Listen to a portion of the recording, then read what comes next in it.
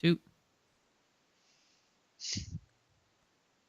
And welcome to the Steelers Depot Monday live stream right on time, top of the hour, 7 p.m. Eastern Time. I am Alex Kozora. As always, joining me is Dave Bryan as we answer your Steelers questions for the next hour until 8 p.m. Eastern Time. Dave, we are exactly 1 month away from the Pittsburgh Steelers reporting to training camp, which means we're a month and a day from me venturing back out to Latrobe and St. Vincent College, and so the season is just about to kick off. Happy Monday. Were you throwing it to me? Yep. Oh, I'm sorry. Yep. I should have been clear. I'm a little rusty here. Yeah. Go ahead, Dave. I am too. Been away for been somewhat unplugged. You can't never unplug from this thing completely. You know how that goes. But look, 1 month to go, right? And we get into the uber slow time of the season. I would think for too long the NFL Network will start running that top 100 players. I guess that's something semi to kind of look forward to, and maybe a couple of radio interviews, or podcast interviews like what Cam Hayward just did. I guess within the last 48 hours or so that we were able to write a little bit about today, and we'll see who pops up on Sirius for some interviews here over the course of the next month. But getting ready to get you back out to training camp, and excited about that. Yep, excited for that as well. Again, Dave and I here are here until 8 p.m. Eastern Time. May cut things short if the chat is kind of slow, as we sort of expect this time of year, but we'll answer as many and hopefully all of your Steelers questions. For that top 100, Dave, is it just going to be the big three of Cam, Minka, and Watt? Is there anybody? Well, will Cam make it? He should, but you never know. Is there anybody else that could sneak in? Yeah, that's a good question. Man, I don't think I don't think George Pickens did enough to slide in there at from 90 to 100, and obviously Deontay Johnson with the season that he had, probably not going to slide into that 90 to 100 range. I doubt any of the offensive linemen get in there. So yeah, I mean, I think you're looking at Watt, Hayward and Minka. Those will be the three that probably show up in there, and it will be interesting to see where Cam comes in, on that list. All right, we'll start off the questions here with Matt Bell, who says, I've seen many Steeler fans complaining about the Steelers drafting from Maryland. Is there any truth to the thinking certain teams should avoid certain schools, or is this fan superstition? It's like 98% just nonsense, the old adage of don't scout the helmet, scout the player. And so, generally speaking, you're not going to really get hyper-focused on the school. Obviously, if there's a competition concern, then you're going to look at that, but that's obviously not the direction that question from Matt is going. So you're focusing on the player more so than where he played. Yeah, look, I understand. I mean, people see the Steelers draft several of these guys out of Maryland the last couple of going back 3-4 years ago, something like that, and then thinking that they because of Mike Tomlin's kind of ties to that program and all, and maybe that's in influence. But I mean, there's been some good players that have come out of that program as well too. Who was that tight end? Chig Okonkwo, didn't he come out of Maryland? I mean, now look, that it's not like they are producing blue chip top 2 round players year in and year out, but it's all independent on each and every player. I don't think you can just look at the school overall and say, okay, don't draft from that school. I think you have to be open to it. But I mean, I definitely understand where some of the pushback. But look, look at the kid you got, and we talked about him this morning on the podcast, Spencer Anderson and all. I mean, on the surface, for where they got him and the measurables and the position flexibility and athleticism, I think at least there's a glimmer of hope of what maybe he might, even if he becomes a backup for you, a reliable backup for, let's say, 3 seasons. To get him in the 7th round in that, and if he sticks on the roster, I mean, is there anything wrong with that? I mean, you got, you're not going to be drafting blue chippers, in the 6th and 7th round every year, on Sure. top of it there. So I think it depends on each individual year and each individual player. Yeah, I'm with you. And, some of the Maryland guys were earlier round types, like Sean Davis, which to me is not a Maryland issue. I think Pittsburgh really hurt Sean Davis by moving him around so much. But some of those were later round guys, Antoine Brooks Jr., Duran Gray. Those guys miss regardless of the school that they come from. So there's got to be some context on where those guys get picked as well. All right, Mutated Genome, our friend MG, back in the chat. Thank you for being here. He says, hello, Alex and Dave. Lots of activity at inside backer. Seems like no one is stepping up. What do you make of all the signings? I'm getting a little worried about who they will end up with. Yeah, I've had that thought just in terms of here we go again with all the free agent retreads and trying to see if it works this time around. But I understand signing Kwiatkowski in terms of getting some veteran depth back there if they're truly not confident in Mark Robinson really being able to take that potential starting step this year, then depth was going to be needed. That inside linebacker room did need a revamp and overhaul. I think it's better this year. How much better? Not to my liking, but they just wanted to get some new blood in that room. Yeah, and look, I mean, trying to take the bits and pieces of info coming out of OTAs and mandatory minicamp and all, that's tough to do. Obviously, we have film on several of those guys from where they previously played and all like that. But I'm going to reserve judgment on this thing until we get a little bit closer to the season and get the training camp reports and obviously watch a couple of preseason games in there. But I mean, look, I said it this morning on the podcast as well. Too. There's one position coach on this staff right now that I don't envy his job. It'd be Aaron Curry, because I mean you've had nearly a complete upheaval of that inside linebacker room this offseason.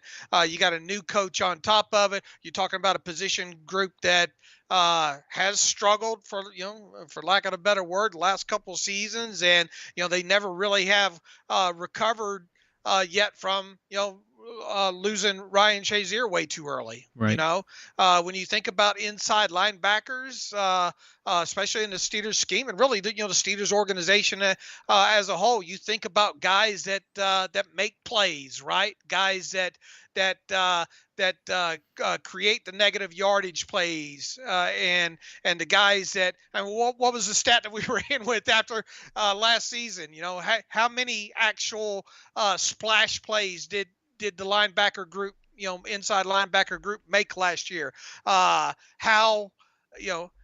back the last couple of years, it really has been an underperforming position group for the Steelers. And even if they do make, some steps forward with that position group in 2023, you kind of wonder how big of a step forward that will be.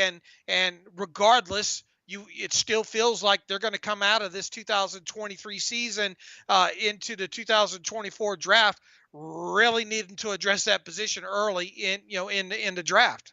Yeah, I mean, I don't know what the long-term outlook of anybody in that room is. I think Cole Holcomb will be here at least 2 years. The quality of that play, we'll see. To me, Landon Roberts is probably a one-and-done kind of guy. Obviously, Kwiatkowski on a one-year deal.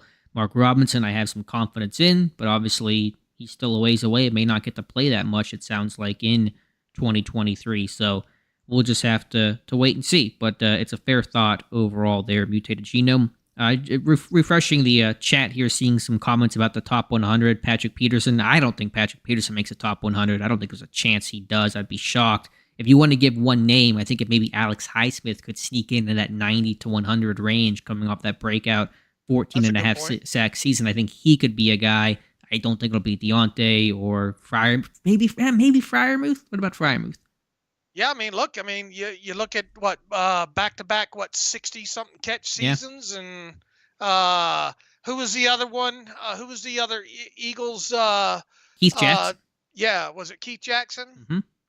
With 2 straight seasons with 60 receptions. Right. I mean, and obviously you're supposed to only look at it one season at a time. But I mean, maybe he's done enough to get into that 90 to 100 range. I wouldn't expect him to be any higher than that. Same. But if there is a fourth guy on this list, I mean, I know a lot of people probably say Najee, but I mean, Najee, was it an overly impressive season for Najee in 2023? No, would be the short answer to that, I think. I mean, they obviously got traction a little bit later in the year with the running game and all like that. So yeah, you could probably pick a handful of guys, like Highsmith and Freiermuth to maybe slide in there. But if they did, I couldn't see it being higher than 90. Sure, if they do, it'll be on that first initial list of 10, if they make it at all. And by the way, before we jump back into the questions, go check out Dave Bryan's, the start of the 2023 90 in 30 series. How long have you been doing this? It's been doing this for a couple of years now, right? It's about, I think, this is like the third or fourth year, I think. I've done this now. Maybe this is the third, I think, that I've done it now. It's a good training camp primer to get you ready for the start of the summer. And so the first 3 in alphabetical order: Montravius Adams, Spencer Anderson, and Calvin Austin III. I'll scroll through it as we talk here. And as we get to Mike Adesso's question, which is peak off-season question, but a fair one, and I'm not making fun of the question here. He says, typical radio show off-season discussion, and to be clear, I like Tomlin as a coach, but wondering where he fits in your eyes among his peers: elite, above average, average, or below, 1 through 10, 11 through 20, 21 through 32. I saw this conversation kind of kick up on Twitter the other day. I was staying far away from it. I did not want to engage in all that. I don't know if I think about in terms of elite versus great. I don't know if I use those words when I try to think about, any head coach or Mike Tomlin and his job. If I had to rank him in terms of where he would be among his peers, I don't know for sure. He'd probably be around 5 or 6. I don't have a list in front of me. I just look at really, him as a coach and his strengths and weaknesses more so than I look at some of the superlatives of it all. Yeah, look, I mean, I view Tomlin as a top 7, 6, 7 coach in the NFL. I mean, you go back to even last season. I really think what he was able to do with that group, especially in the second half of the season, and to once again, and look, once again, we're not talking about printing bumper stickers here about consecutive, seasons without a losing season. That's, that's a trophy nobody, really needs to talk about there. But overall, I think he is a good leader of men. First and foremost, I think players year in, year out know what they are going to get from him. I think he's even said, not all players are treated, equal, depending on their style. I think we've seen that in action over the years. Really, I think the most concern, every fan base wants their team to win the Super Bowl every year. And when it comes to the Steelers specifically, the fan base expects to have champions, at least one championship every couple of years, and the fact that he's the biggest factor when it comes to Mike Tomlin here today on June 26th is the string of seasons that he's had now without a playoff win. That is the most concerning thing. Now, would we be talking, had they beaten the Browns a couple of years ago in that, in that playoff game, the goalposts would be moved to some degree, but and assuming they didn't go on to win, the Super Bowl that year. But the fact of the matter is, I think Mike Tomlin is a fine coach. I have the rumblings, however, should get louder. If that string goes another year or two here without winning at least a playoff game, and once again, the bar shouldn't be just wait. Congrats, they made it in the playoffs and they won a playoff game. You got a new direction of this team now. You got a new young quarterback. You've obviously invested heavily in this offensive line. This team's gone out and made semi splashes in free agency once again. In the NFL, you can have a bad season. You can turn around and have a good draft, make a couple of moves, and you can be back competing for this thing again. Look at the Bengals, right? and what they've been able to do in such a quick time here. And that's not an organization that goes out and spends a lot of money in free agency, right? They build through the draft. They build through trying to re-sign their own, free agents, modestly at that when they can. Obviously, if they have to be top, look at Bates. They ended up not doing anything with Bates. One of their better draft selections over the years as well too. There, so the rumblings should get louder after this season, should this team not get into the playoffs and win at least one playoff game. Now, do I think he'll get fired if they don't? No, but the rumblings should get louder because this is uncharted territory for the Steelers organization to be in, to go this amount of years without at least one playoff win. I think you said it really well, Dave, and those are basically echoing all of my thoughts. I'm somebody that can respect and appreciate the never had a losing season stat, but they don't hang banners for that in Pittsburgh. They put trophies in trophy cases. I know that's hard to do. It's not always going to happen. We can't set the expectation consistently that high, but I kind of loathe the whole never had a losing season. That's not the standard in Pittsburgh. And I think the pressure really has to be on in 2023 for this team to not only get back into the playoffs, which they're kind of expected to do, but to win a playoff game and really kind of break that drought of not winning one since 2016. That streak has gone on for far too long. And yeah, there's been some obstacles and some difficult years. 2019, last season are all good examples of that. I understand why things were turbulent last year, but this team has to get back to meeting its real standard. And it does not mean they have to win the Super Bowl every single year, but there really has to feel like there's progression and traction and true competitiveness in a very tough AFC North and AFC. And so to me, it's a pretty important year and good litmus test is 2023. Look, got to get back to dominating that division first and foremost. That you win that division, you've done something now, and that's something that in 2023. I don't think 3-3 is going to be good enough. I think you got to go 4-2 or better in this division to make some noise. And if you do that, and you do win the division, I think you're setting yourself up to at least win a playoff game or two. I hear that 4-2 would be the goal, but the Bengals went 3-3 last year. The whole AFC North went 3-3 against each other, and so they all kind of.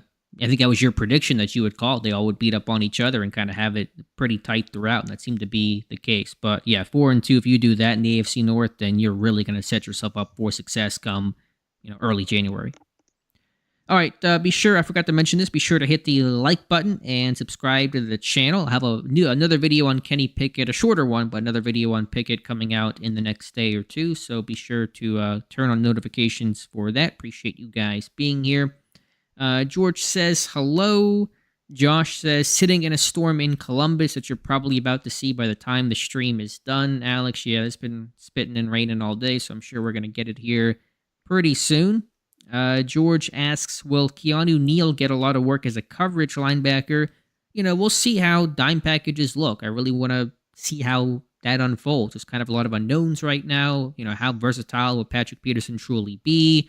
Demonte Casey's role, Neal's role, slot corner type stuff. So I could see that. That's kind of what Edmonds took on later last year when Casey came back. And so I could see similar happening with Keanu Neal, but it's kind of a wait and see and just evaluate this group come camp and go from there. Yeah, absolutely. I think you've got the pulse on it right there, and it is going to be interesting to see how Neal can fit into this defense. A healthy Casey hopefully for a full season. Obviously, Patrick Peterson coming in and the experience that he has, and how are they going to go about replacing the versatility of Cameron Sutton in that defense there. So. They've got a lot of guys though that have played a lot of a good chunk of that secondary has obviously played a lot of ball in the NFL, but they haven't played together. So right. You kind of wonder how much what the growing pains might look like early. Right, I've talked about that quite a bit, where I think it won't be as bad as the offensive growing pains were last year because the offense was so young and so much newer to the NFL than the defense is this year, but there are going to be some of those issues, I believe, especially early in the season. So I think if there's one critique of Omar Khan in the Steelers offseason, which overall I think was very strong and they got better, there's no doubt about that. But if there's one mistake they made, it was letting Cam Sutton walk to Detroit and replacing with Patrick Peterson. I think they're going to come to regret that set of moves. All right, next question comes from Joshua Dade, who says, "Good evening, everyone. My question is if anyone is curious if relying on the run game is a good idea. Looking at the Cowboys offense, for instance, they relied on the run but needed the pass to score. Dave, we've had these conversations quite a bit about the philosophy, the model that Pittsburgh's building. It's run-centric. Is that the right approach, Dave, do you think?"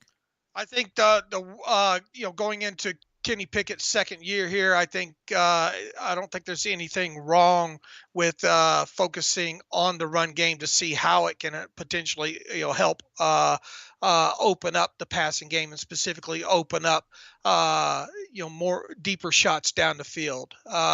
Getting teams out of those too high looks, I think, could pay some dividends with this team. You got obviously guys like George Pickens who can stretch the field. Hopefully Calvin Austin will be that kind of player as well too. So without a doubt, the way this roster and look, they've said as much, right? Weidl and Khan. I mean, they want to have an actual identity first and foremost, and second, that identity being a physical team, and it's going to start with running the football. And if you are able to run successfully, especially on first downs, 4.5 more yards or more, and do that at a clip of 55% or better, the byproduct of that should be that it opens up your passing game to some degree. So with a second-year quarterback and with a rebuilt offensive line and a couple of young receivers in there,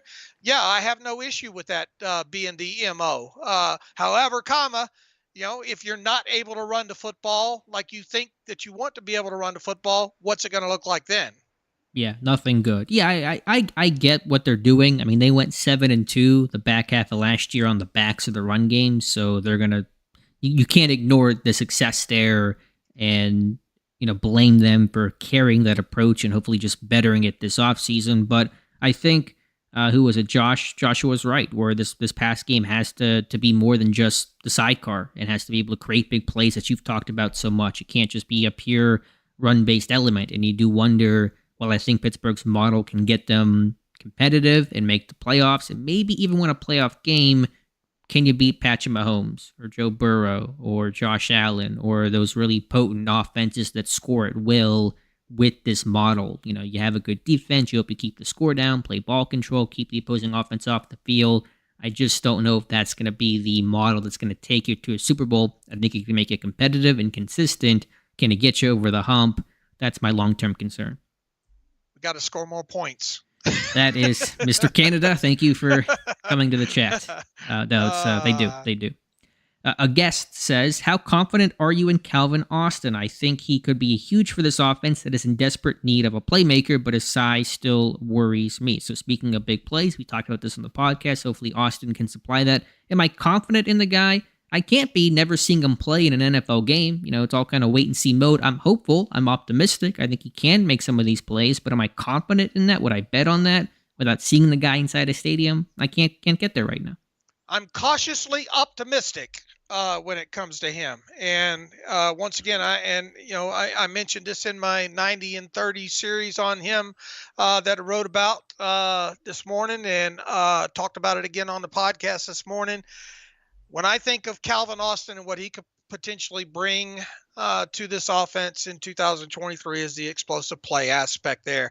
There's no doubt, and I think I went over some of the stats. I already had a good chunk of the stats for that one post not too long ago on Calvin Austin, and obviously PFF got me some more data on it from where he ranked in college. I mean, he had a very high explosive play percentage in college, but it was in college. It was in a little bit lesser conference, right?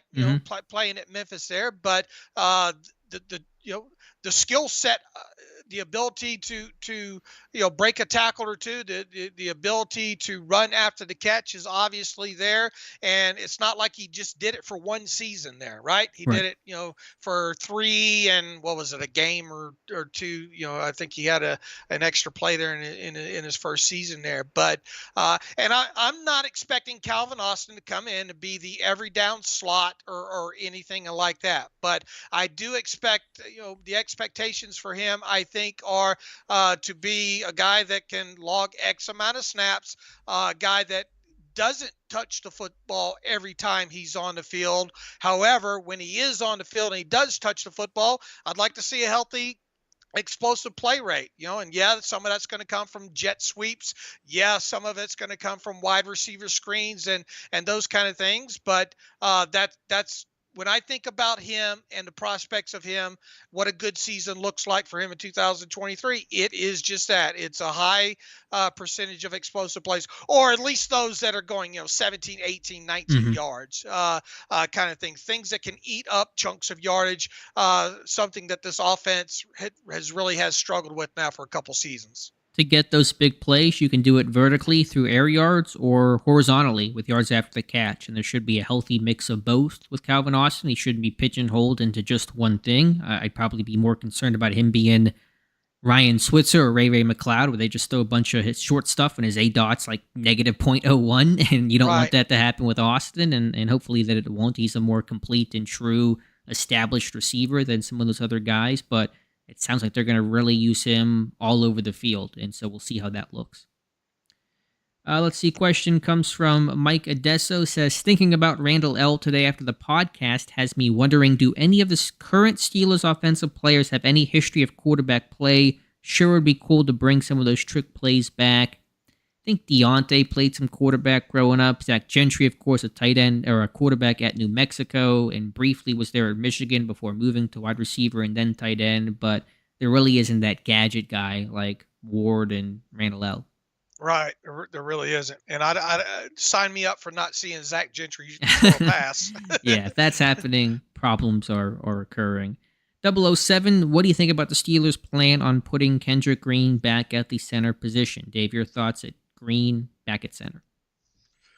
Well, look, I mean, where else you going to put him to actually give him a chance to make the roster at this point? It would be the first way that I attack that. Second of all, I still view, if you're looking at a potential hole that this team could fill between now and the start of training camp, or even started a regular season, it could be, a backup center spot. Kendrick Green's going to have to make me a believer with his play. He's going to have to stay off the ground first and foremost, and he's going to have to be more physical and be able to compete more, not only as a run blocker but as a pass protector as well too. I took a lot of about 5 games into his rookie season there, pointing out some of the things that didn't look great when it came to him, and the fact that they hung on with him as long as they did his rookie season. I mean, he was over his head. Everybody knew he was over his head, and it took until late into the season to finally for him to get sat down there. He talked about basically coming in and being thrust into the position, and you wrote and talked about this recently about how it's not he was behind the 8 ball to start with there, and it was a bad evaluation on him. Am I surprised that he might open up training camp as the backup center? No, because I mean, who else do you have? McCollum, Anderson, maybe if he gets reps there. And I wrote about that this morning. Yeah. But there's not enough concrete evidence right at this moment to say that they're going to look at him long and hard as a backup center. Sure. There's a part of me that hopes they do, because I looked at his he played enough center in at Maryland that you have at least enough of a selection to look at, and wasn't awful. He played more center than Kendrick Green played center in college, So So if you were willing to go down that road with Kendrick Green, why wouldn't you go down that road with a guy like Spencer, Spencer Anderson there as well too? So once again, will I be shocked if they give him a chance to open up camp as the number 2? No. I think it will be concerning, though, if you enter the season with him as the number 2, if we just don't see, oodles of strides in his game the rest of the summer. Right. All of that is fair. What's his best position? I don't know. It's really neither is the sarcastic answer to give. I think he's a more natural fit at guard, probably more comfortable there.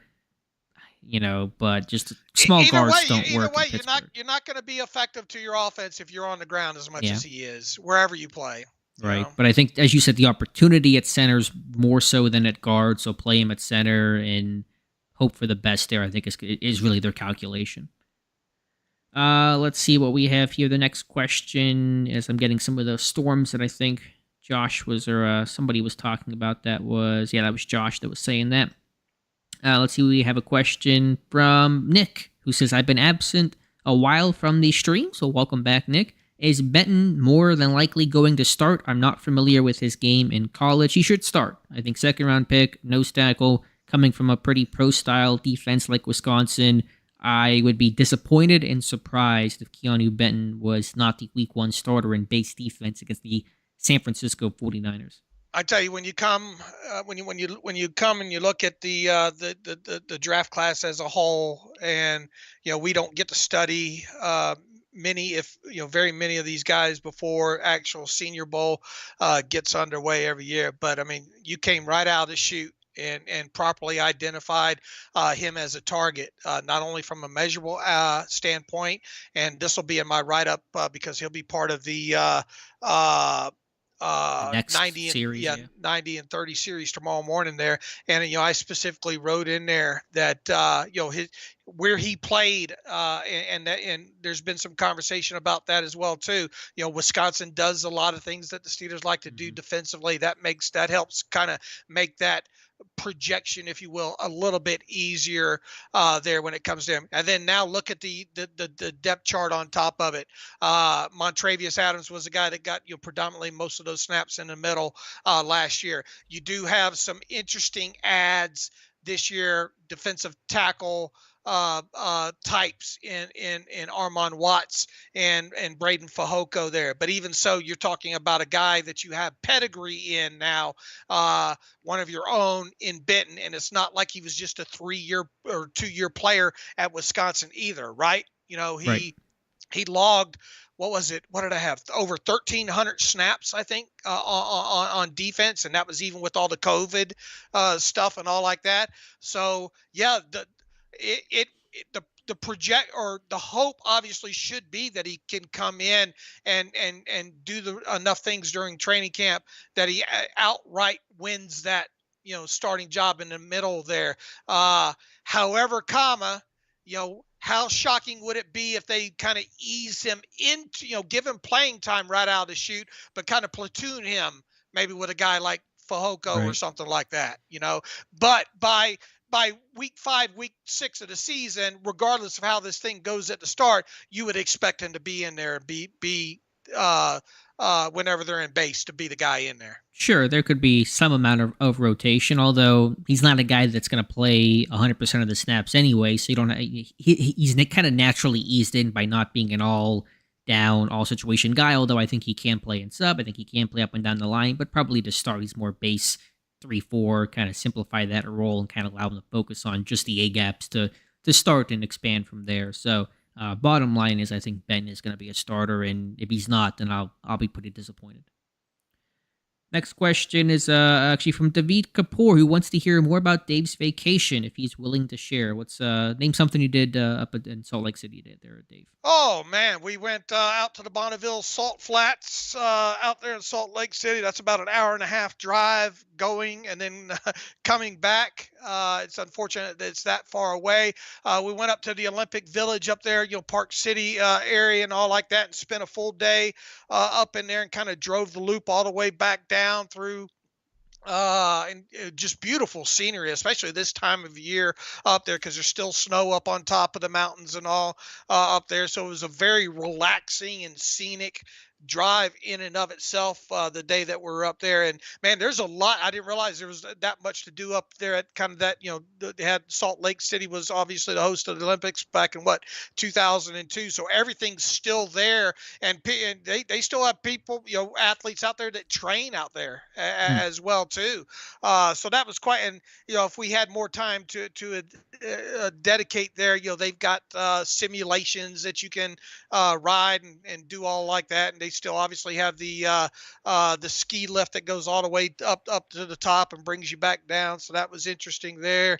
We went out to the ore mine there, which is just massive and hard to wrap your brain around. And in town in Salt Lake City, the last day we were there, took a couple. We like taking those tours and all like that, learning more about the city and all like that. So we crammed quite a bit into like 3.5 days that we were there. Good. I'm glad you guys had a good time. John Pennington says hello, Dave and Alex, and our good friend John back in the chat. Is there anything in the CBA about how to pay Joey Porter Jr. because of the pick 32? Kind of give us a 30,000 foot view of why Porter's contract has yet to be signed.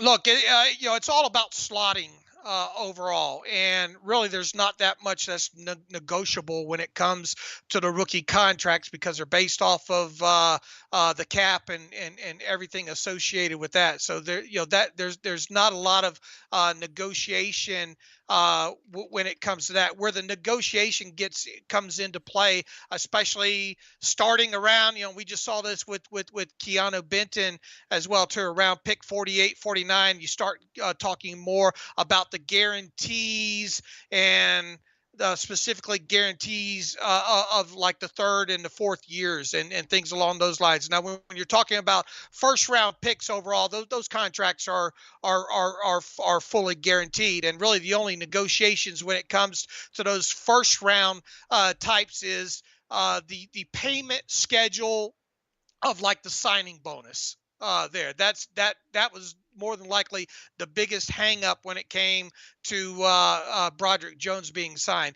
When you're talking about a guy like Joey Porter in the situation he's in, and we've talked about this several times, he was a 32nd overall selection in the draft, and normally a 32nd overall selection is a first round pick. Well, for obvious reasons, that's not considered a first round draft pick this year.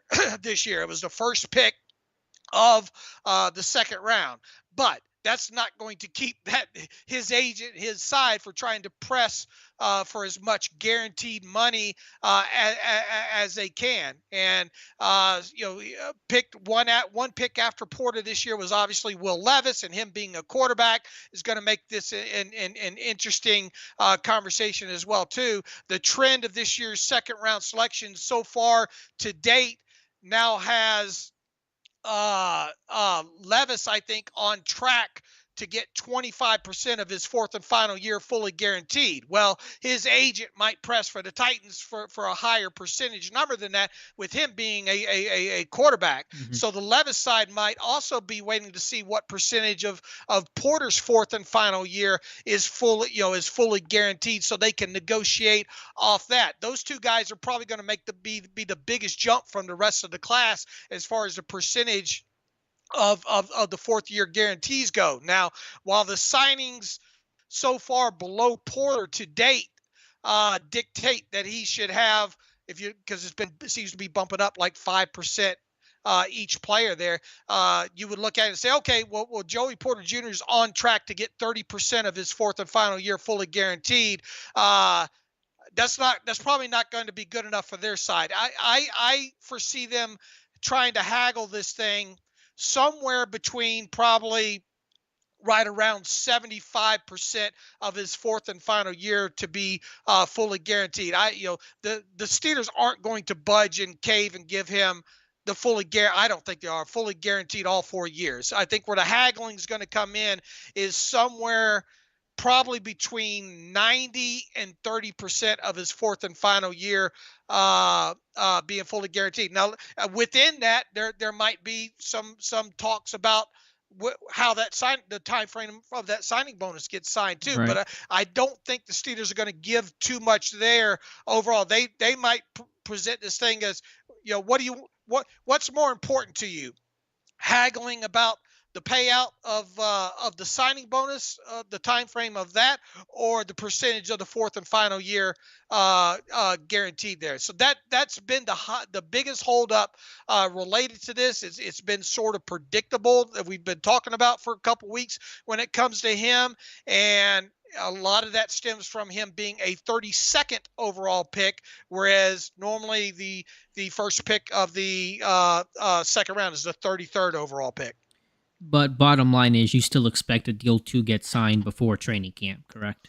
Oh yeah, I would think probably even with hope within a couple of weeks to spare in there. I mean, you're starting to see more and more of these second rounders start coming to terms now, and really Keanu Benton, where he was in all this, was kind of one of those major. I consider it to be a major domino as well too, because he was right in the middle of a pack of second round picks that were unsigned there. So you should start seeing players on definitely ahead of him. But probably a few, because every agent wants to push that line in the sand down, and I'm willing to bet that a lot of being as how it's moved one spot now from where it was last year there. I bet you'll see a lot of teams draw the line at Keanu Benton, but ahead of him, a lot of teams are going to start negotiating. Off of probably of Benton. So I would expect some of those guys that were drafted ahead of Benton to start coming to try. And I think one or two of them already have since he signed his deal there. But the standoff that's going to be fun to watch, I think, is going to come down to Porter and Levis. Right. And that's why I think there's a decent chance that one of those two might be the final member of the draft class overall to sign their rookie deal. Who blanks first? Who signs first? That's what we'll be watching for when it comes to Will Levis and Joey Porter Jr. Got a $5 super chat from Alex Kennedy, a fellow Alex, who says, do you find any other validity to the notion that Tomlin is overrated beyond the critique that we have not been to the playoffs in a while? So I guess the question is there anything else that could potentially make Tomlin overrated other than the team's lack of recent playoff success?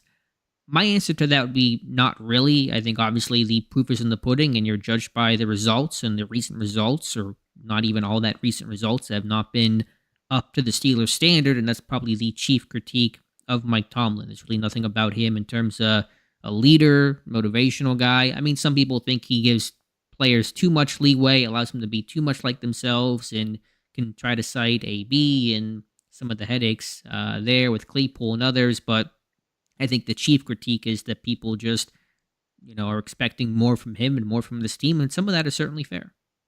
Look, and this goes back to what we talked about earlier. The major critique with him right now is, hey, it's time to win a playoff game or two. What have you done for me lately? Yeah. That is the NFL. So that is. But I mean, overall, no, I don't think he's overrated or underrated personally in any other area. Once again, I mean, you talk. Is it a bad thing that players want to play for him? No, I would hope not. I don't know who would argue so.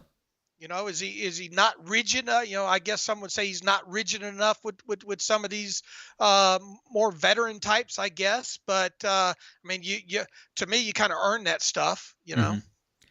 All right, good question, though, from Alex, and appreciate the super chat. Run Bayou says, you think something is going to be done about running back compensation at the next CBA? I mean, that's a while from now. That's 2030 when that comes due.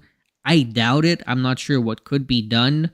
I think it was Mike Florio said something about, taking the pay scale for running backs and combining it with the skill guys, the receivers and tight ends. Who would hate doing that? The receivers and tight ends. So they're not gonna go for that. So I don't know. I have not given it much thought. That's not my wheelhouse, obviously. But I don't think the CBA will have a carve out for running backs. But Run Bayou makes the point, and it's a very accurate one when he says guys get run into the ground on the rookie deal, and then no one wants to pay a second contract because they've been run into the ground. So it's a fair position. Najee Harris might be feeling that squeeze here soon, and it's a fair talking point. Mama, don't let your babies grow up to be running backs. Absolutely. That would be my first answer to that. Second of all, you got to have major unification with the players, and it's just something you're not going to get because you have more have-nots related to the league than you have haves. Uh, the high earning players will tell the younger players, yeah, you guys need to band together and we need to force some sort of, lockout or strike and all like that, while you guys negotiate and get better terms for yourselves. In the meantime, yeah, I'm making $18 million a year. Take as much time as you want, but you have, when it comes to push comes to shove with the majority of players who are bottom, for the most part, year 3 or under, and on that scale, and a lot of them haven't hit the second contracts there. Those guys can't go a season without earning any money. So those right. are, and they're the majority, and that's why you see year in, or not year in, year out, but every time there seems to be an argument, you see the big push by the veterans. Yeah, save your money, stand your ground.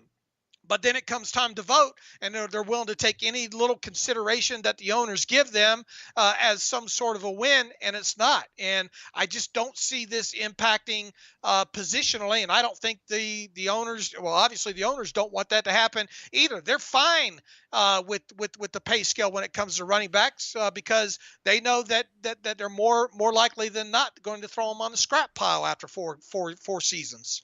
And the union is never going to draw that line in the sand to stand up for just running backs. They're never going to cause a lockout over that. It's a small section of the general players at large. And so it's not, they get on their soapbox for the big issues that affect every single player. So my only thought in terms of how this changes is that if a truly generational running back comes around, like someone who's AP in his prime, let's just say Bijan Robinson becomes the next can't miss Hall of Fame running back, and he gets paid a ton of money, and that just naturally begins to boost and increase the market as players fall behind.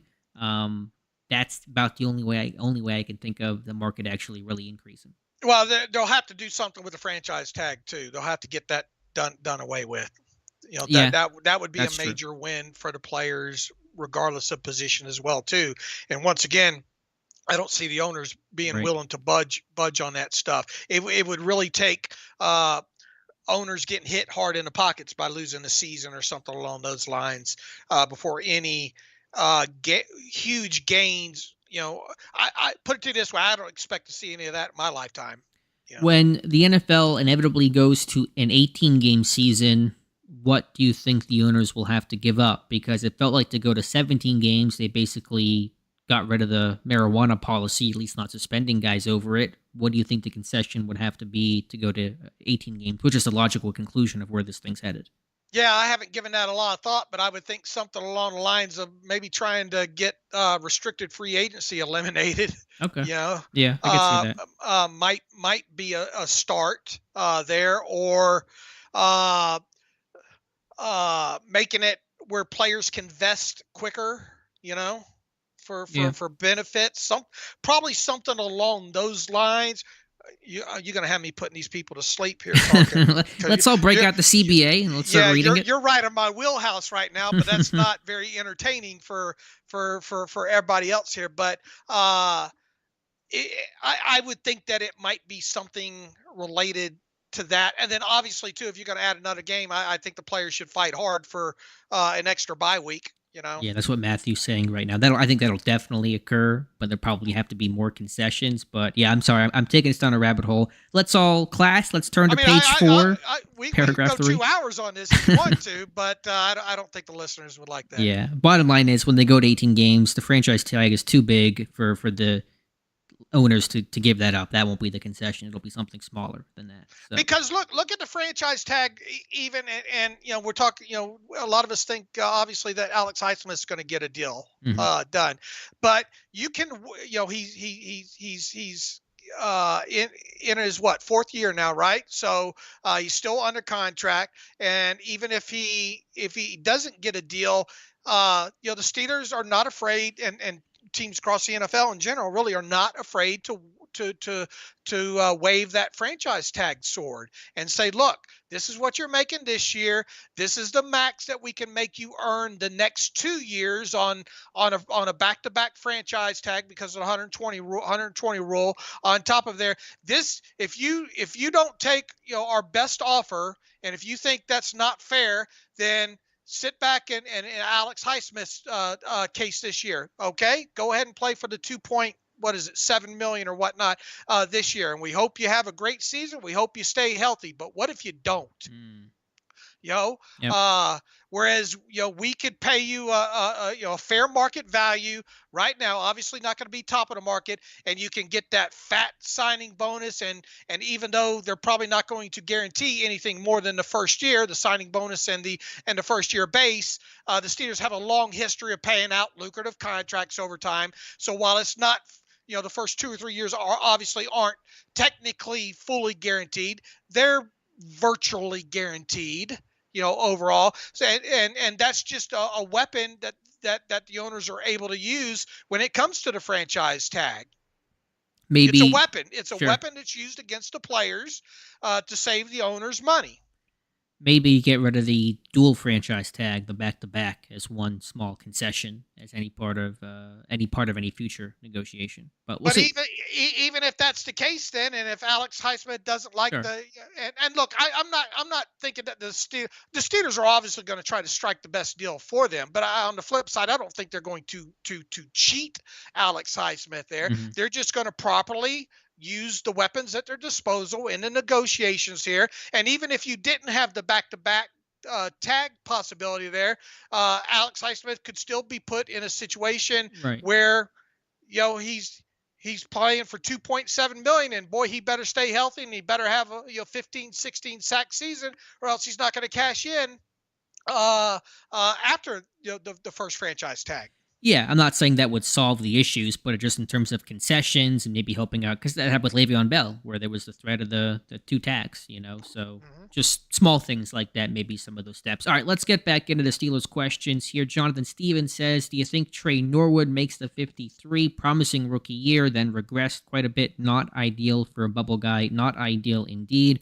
We'll see. I think he's squarely like a true on the very cusp of the bubble. Could go inside, could go outside, has to improve as a tackler. He can cover. I think he's a, man coverage kind of guy, despite not being a great, athletically toolsy guy, but he cannot tackle. He could not tackle last year. That's a big liability. Especially when it comes to your favorite topic, special teams, right? Yes, if he's going to make this roster, especially as a backup safety, he better come out of the chute firing for Danny Smith. Mm-hmm. John Pennington, who beats Loudermilk out for a roster spot? Let's assume they keep 6 defensive linemen. You're going to have, I'm going to call Benton the starter, so Ogunjobi, Benton, Hayward. We'll call Leal a defensive lineman, although he may float. I think Watts will make it. That gets you 5 right there, and then you're kind of down to, Bahoko, Adams, Loudermilk, maybe Jonathan Marshall, whoever else may emerge. And between Fehoko and Watts, Fajoko's probably the more pure, zero, right? You hear me, Dave? OBS is weirdly disconnecting, but everybody stream, you still got me for the couple minutes we have left. I think we're good. I think we're still streaming here, but OBS shut off there for a brief second. We'll see, but I think that's kind of my calculation of how this defensive line room could look. And Loudermilk could still make the team, but he's going to need to have he's like the Zach Gentry of a couple of years ago, where it's going to have to be a really big turnaround, kind of a raw, tall guy coming out. He's going to have to put it together this season. Yeah, he might need some help even on top of that. Yeah. Know. All right, let's see. Couple more questions. 007 says, what's your opinion on Antonio Brown's team getting kicked out of the Arena League? It's AB. What did Joe Clark say that had me laughing? Everything that AB touches turns to excrement was the word that he used. It's true. It's AB. Nothing shocks me when it comes to AB. Well, you don't pay your bills, right? Yeah. Shocker. You get evicted. Yeah, and he gets the boot there. Mike Adesso, have we arrived at the Pittsburgh Maulers portion of the chat yet? I guess we have. Yeah, the Maulers in the championship game. So that's this Saturday. We'll see if they can do it. I got to admit, I was entertained by the fourth quarter of that game the other night. What channel was that on? What channel was it on? On a local channel? No, the Peacock or Maulers game was something. on. I think was it on ESPN or Fox Sports One, Maybe one of the two. I Fox. don't remember what channel it was on, but I watched the entire fourth quarter of that. And after they gave up, I thought they were doomed when they gave up that long touchdown pass.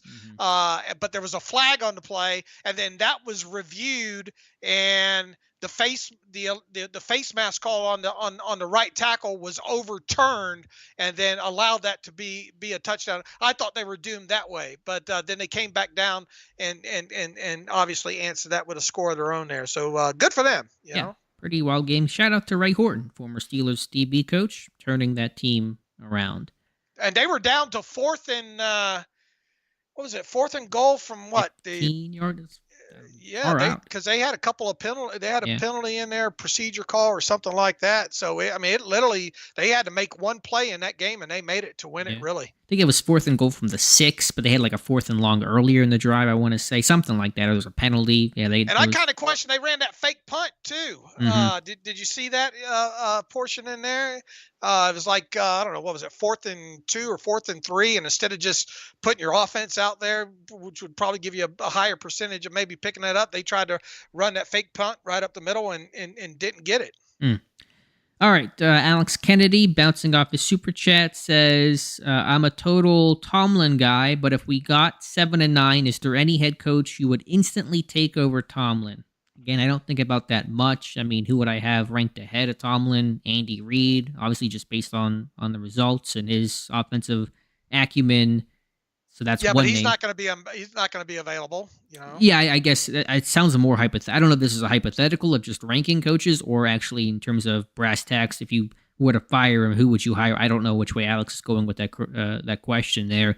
If it's the latter about who would you realistically get, I have no earthly idea. I do not think about that stuff right now. I don't either. B. Eric McDay, do you think the Steelers can get 20 rushing touchdowns? What were they at last year? That's a good question. I don't know how many they had in 2022 and what the history. I know Kenny had a few of them. 2 in the Jets game. So I'll pull this up real quick here. Yeah, can they get to 20? I'd probably be pushing it to get to that many, but improve this red zone offense, improve this offense overall, get a couple of splash plays to get you in the goal-to-go situations. Maybe they could flirt with it. They had 16 rushing touchdowns last season. Najee had 7. Warren had 1. Kenny had 3. Benny Snell football had that 1. Trubisky had 2, so they had 5 out of their quarterbacks. Pickens had that 1 on that shovel, kind of shovel. Yeah. And Derek Watt had 1.